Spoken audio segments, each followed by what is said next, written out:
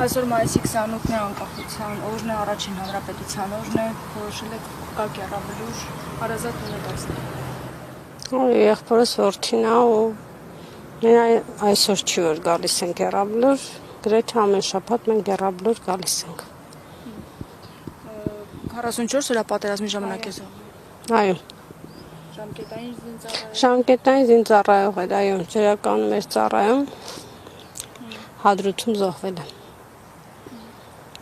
Հիմա շատ է խոսում այն մասին, որ խաղաղություն ի վերջո պետք է հաստատել, պայմանագիր կնքել, կարողանալ գնալ Բաքու ապրել, առևտուր անել, հաղթահարել այն թշնամանքը, որ տարիներով կա։ Դուք ինչ եք կարծում, հնարավոր է դա, որովհետև մեկնաբանվում է այնպես, որ ժողովուրդը ժողովրդի հետ խնդիր չունի, Ադրբեջանի իշխանությունն է եւ մենք պետք է հաղթահարենք պայմանագրով այս թշնամանքը։ Ճիշտ ասած, ես թվում է ճիշտ մարդու չեք տալիս այդ հարցը, մարդ ով ունի կորուստ, ընդհանրապես հայ մարդ, ով գայս է Եռաբլուր ու տեսնում է այսքան ծածանվող դրոշ, իսկ ամեն դրոշը մի տան ճրագ է, ամեն դրոշը անդառնալի կորուստ է, հաղթահարել թշնամանք, դա անհնար է ուղղակի ըստիս եւ նման արտահայտություններ անող մարդիկ առնվազն սրբապիղծ են ինձ համար գոնե դա սրբապղծություն է չի կարելի պատերազմից 5 տարի անց հնչեցնել անհեթեթ մտքեր անհեթեթ ինչ որ արտահայտություններ անել թեպետև եթե արտահայտությունը անում է մարդու կերպարանքով ինձ համար անհասկանալի մի արարած նրանց ինչ որ ձևով մեղադրել կամ քննարկել նրանց ասածը դա ինձ համար առ ոչինչ է, որովհետև ոչնչությունից հնչեցրած խոսքերը առ ոչինչ են։ Ասում են ինչքան կարող ենք մենք թշնամացած մնալ, պետք է վերջո հաղթահարել այդ կամքը ունենալ։ Երբ հնարավոր է իսկապես հաղթահարել այդ թշնամանքը։ Չէ, դա բառերով չի հաղթահարվում։ 30 տարի Ադրբեջանը չհաղթահարեց այդ թշնամանքը,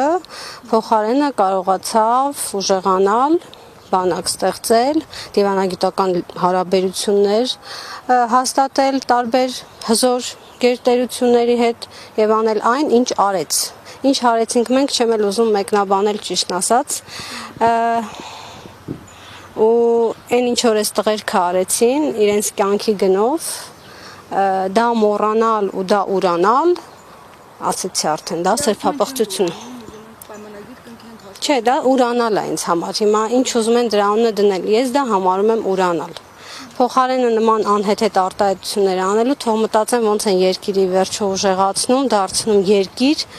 ով պահանջատեր կլինի այն ամենին, ինչին պիտի պահանջատեր լինի։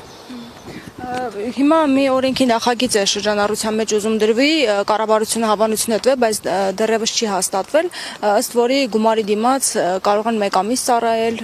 եւ ազատվել ծառայությունից։ Դուք ինչ խնդիրներ եք տեսնում, եթե իսկապես օրենքը ընդունվի գործի։ Անկեղծ ասած չունեմ թերևս այդքան գիտելիք, որպեսզի կարողանամ շատ խորը դիտարկել այդ օրենքը,